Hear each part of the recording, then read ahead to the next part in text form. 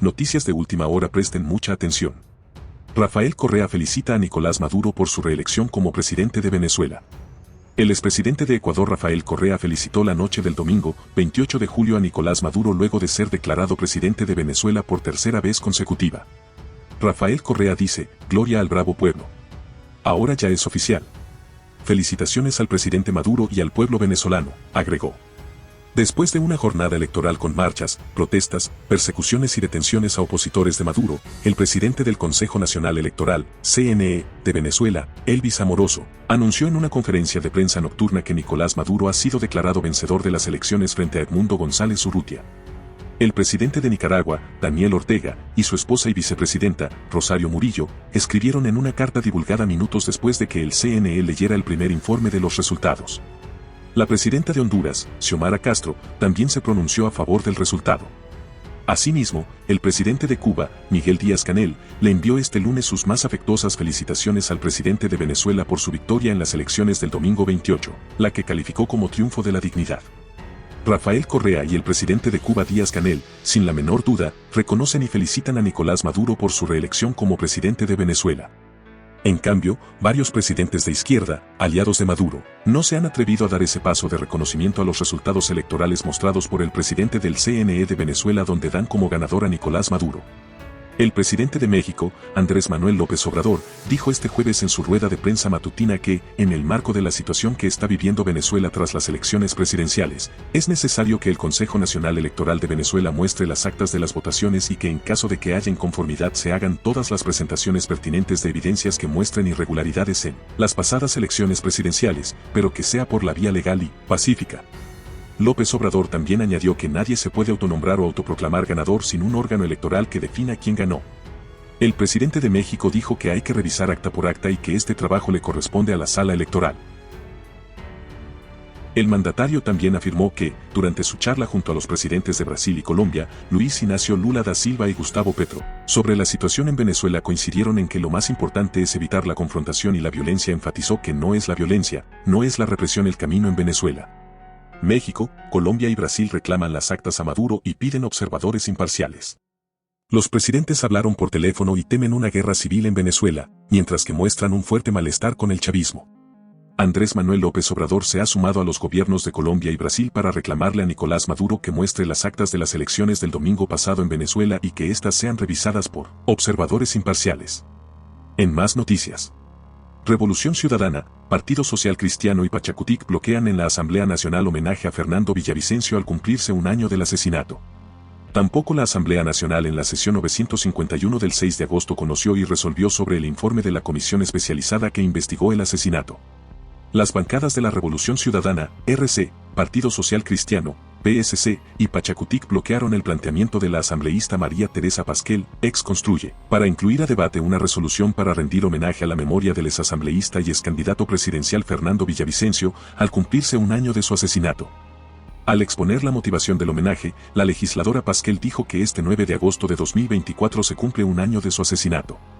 Ese asesinato, añadió, no solo privó a su familia de un ser querido, sino que también arrebató al Ecuador a uno de sus más valientes luchadores contra la corrupción. Tras someter a votación la moción para modificar el orden del día de la sesión número 953 de la Asamblea Nacional, se registraron 55 votos a favor que vinieron de las bancadas Construye, Acción Democrática Nacional, Independientes y legisladores que pertenecieron a la bancada Construye. Se abstuvieron en la votación los asambleístas de los bloques Revolución Ciudadana, Partido Social Cristiano y Pachacutic. Hubo un voto en contra desde Pachacutic. El pasado 6 de agosto, el Pleno de la Asamblea Nacional tampoco conoció el informe de la comisión especializada que investigó el crimen. Ese día, la sesión 951 estaba dirigida por la legisladora Esther Cuesta, de la Revolución Ciudadana, quien procedió a suspender la sesión cuando correspondía tramitar el informe. La asambleísta María Teresa Pasquel, ex Construye, manifestó que pone a debatir un proyecto de resolución no solo para reconocer su valentía y compromiso inquebrantable con la justicia, la libertad y la democracia, sino también instar a todas las instituciones del Estado a redoblar esfuerzos en la lucha contra la corrupción y el crimen organizado, para asegurar que los autores intelectuales de su asesinato sean llevados ante la justicia con la mayor celeridad y rigor. En más noticias. El presidente Daniel Noboa sobre juicio a Mónica Palencia, la ministra debería atacar a las mafias en vez de defenderse ante ellas. El presidente arremetió contra el proceso que se impulsa en la Asamblea Nacional y dijo que prefieren ver a Ecuador arder, con tal de reinar sobre sus cenizas. El presidente Daniel arremetió en contra del proceso de juicio político que se impulsa en la Asamblea Nacional en contra de la ministra del Interior, Mónica Palencia. A través de un video, difundido en redes sociales, el mandatario dijo que la ministra debería estar atacando a las mafias, en vez de defenderse ante ellas. Noboa dijo también que la guerra en contra del crimen debería ser del Ecuador entero y recordó cuando en enero de este año, la Asamblea Nacional respaldó su declaratoria de lucha contra el terrorismo, que luego ha sido cuestionada. No pasaron 6 meses e intentan censurar a la mujer que encabeza esta lucha, la misma mujer que ha liderado la lucha contra la impunidad, la de Pablo Muentes y la de Jorge Glass, y la corrupción que el viejo Ecuador se encargó de enquistar en el Ministerio del Interior, manifestó el presidente, que aparece en el video junto a varios uniformados del Ejército y de la Policía Nacional. El mandatario recordó que no fue en su administración en la que se dejó entrar a los cárteles del narcotráfico, ni que en este gobierno la extorsión se convirtió en práctica del día a día, ni el que perdió el control de las cárceles. No obstante, dijo que su gobierno sí es el que le plantó cara a los terroristas y sus políticos aliados. Quieren desmerecer estos logros, desesperados trabajan contra el reloj porque saben que su tiempo caducó. Sacan todo su arsenal porque quieren vernos caer. El viejo Ecuador quedó en evidencia, prefieren ver a Ecuador arder, con tal de reinar sobre sus cenizas. Pero aquí estamos, hoy solo se enfrentan a un gobierno que no se va a esconder ni a retroceder y a todos los ecuatorianos que con decepción fueron testigos de la verdadera cara detrás de su masacre, subrayó. La Comisión de Fiscalización de Asamblea Nacional ya comenzó a procesar el juicio político en contra de la ministra del Interior, Mónica Palencia, una vez que la mesa verificó el cumplimiento de requisitos y ordenó la notificación respectiva para el inicio de la etapa de prueba. La funcionaria enfrentará acusaciones relacionadas con la irrupción en la Embajada de México en Quito realizada el 5 de abril de 2024, así como incumplimiento de funciones por la falta de acción y gestión de la ministra del Interior para brindar seguridad y que la institución no cuenta con un plan efectivo para combatir la inseguridad que se refleja en el sicariato, muertes violentas y extorsiones. Pleno, el presidente Daniel Noboa en sus redes sociales difundió este video en el que critica que en la Comisión de Fiscalización se haya dado inicio al trámite al juicio político a la ministra Mónica Palencia. La ministra del Interior debería atacar a las mafias en vez de defenderse ante ellas. El viejo Ecuador quedó en evidencia. Prefieren ver a Ecuador arder con tal de reinar sobre sus cenizas. El correísmo la señala del ingreso a la Embajada de México, la inseguridad y el Plan Fénix. En más noticias. Correísmo se queda sin votos en la Asamblea Nacional y se archiva juicio político contra Gabriela Sommerfeld. La moción de archivo la presentó la bancada de ADN y obtuvo 76 votos de respaldo, 44 en contra y 8 abstenciones.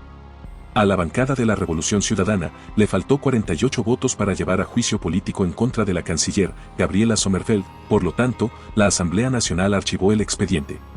La ministra de Relaciones Exteriores y Movilidad Humana fue acusada por la asambleísta Yajaira Urresta, RC, por 3 motivos: responsabilidad en la irrupción a la Embajada de México en Quito para detener al exvicepresidente Jorge Glass Espinel, negarse a otorgar el salvoconducto al exvicepresidente de la República, Jorge Glass, y sobre incumplimientos en el conflicto comercial con Rusia. La sesión plenaria 953 de la Asamblea Nacional se instaló pasadas las 9:30 para conocer el informe de posesiones de los miembros de la Comisión de Fiscalización en vista de que en la mesa no hubo votos para aprobar un informe recomendando el inicio del juicio político. En más noticias. La barcaza turca solo cubrirá el 10% del déficit de electricidad para el estiaje. Sin embargo, ante la falta de previsión, especialistas afirman que fue la solución más rápida. Abril fue el mes más seco del 2024, llegando a un déficit de 1000 megavatios hora. Pero si este panorama se repitiera en el mes de septiembre, ¿en cuánto ayudaría a sostener la crisis del barco de generación eléctrica? Pues bien, según el especialista energético Jorge Jaramillo, a pesar de que este buque era necesario, los cálculos son bajos para lo que realmente necesita el país. Una barcaza de 100 megavatios, estaríamos hablando de que solamente suministrará el 10% del faltante.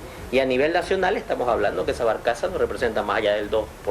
Cifra preocupante que para Jaramillo sería razón suficiente para adquirir otra similar o de mayor capacidad. No obstante, hay ciertos puntos del acuerdo entre Ecuador y la firma turca que para el especialista sería sensato especificar. Uno de ellos, el valor del kilovatio hora, que en papeles se fijó en 14 centavos. Que tiene que sumarle adicionalmente los costos de combustible. Estaríamos hablando de generar aproximadamente entre 25 y 30 centavos el kilovatio hora, que es costoso en comparación a nuestra generación nacional. Pero más económico a los 60 centavos que en su momento le llegamos a comprar a Colombia. Así lo indica el consultor de Car Power Ship en Ecuador, Nelson Jaramillo. Este es el kilovatio más rápido que va a tener el país, es el que va a estar disponible de manera más confiable. Las otras soluciones son la construcción de plantas nuevas. Jaramillo agrega además que en cuanto a los términos del contrato también se buscaron las mejores condiciones. Una de ellas, por ejemplo, agotar al menos 2 instancias antes de llegar a un arbitraje internacional. Si en cualquier momento en la vida del contrato se rompe la ecuación contractual, el contrato tiene mecanismos de solución de controversia. El mismo que se compone de los siguientes pasos: buscar solución de la controversia de manera directa, mediación de Procuraduría General del Estado, y en el caso de no encontrar solución, las partes pueden acordar ir a un arbitraje internacional con sede en Londres y bajo las leyes de Inglaterra. Continúan los cuestionamientos a las elecciones presidenciales en Venezuela. Nicolás Maduro insiste en que el sistema del Consejo Nacional Electoral fue hackeado, mientras que la líder opositora María Corina Machado pide a países de la región lograr una negociación efectiva en ese país. La líder opositora venezolana María Corina Machado se refirió a las cuestionadas elecciones presidenciales en su país y resaltó la falta de respaldo del presidente electo Nicolás Maduro. Lo único que le queda como soporte es un número de militares muy reducidos del alto mando. Es lo único que le queda, porque incluso la base de nuestras Fuerzas Armadas, de nuestros cuerpos de policía, del Partido Socialista Unido de Venezuela no están con él. Durante una videollamada con el presidente de Costa Rica, Rodrigo Chávez, Machado también afirmó que Edmundo González Urrutia ganó las elecciones, en las que denuncia fraude. Su única opción es aceptar los términos de una transición negociada y que estamos dispuestos a negociar, pero partiendo del reconocimiento del resultado que inequívocamente, irrefutablemente, le dio la victoria como nuevo presidente Edmundo González. Por su parte, Nicolás Maduro volvió a referirse a un hackeo del sistema del Consejo Nacional Electoral. Sin embargo, estas declaraciones fueron desmentidas por la jefa de la misión de observación del Centro Carter, Jenny Lincoln, quien en una entrevista aseguró que no hay evidencia de un hackeo electoral en Venezuela. Sobre la situación también se pronunció el secretario general de la OEA, Luis Almagro. Cuando hay represión, cuando hay cárcel, cuando hay asesinatos, ejecuciones extrajudiciales, esa es otra dimensión distinta a difícil. Es una dimensión inhumana, es una dimensión que solamente nos puede generar repulsión y asco. Esto se da mientras la oposición liderada por María Corina Machado hace un llamado a que países como Colombia, Brasil y México logren establecer una solución efectiva para Venezuela a través de una negociación con el gobierno de Nicolás Maduro.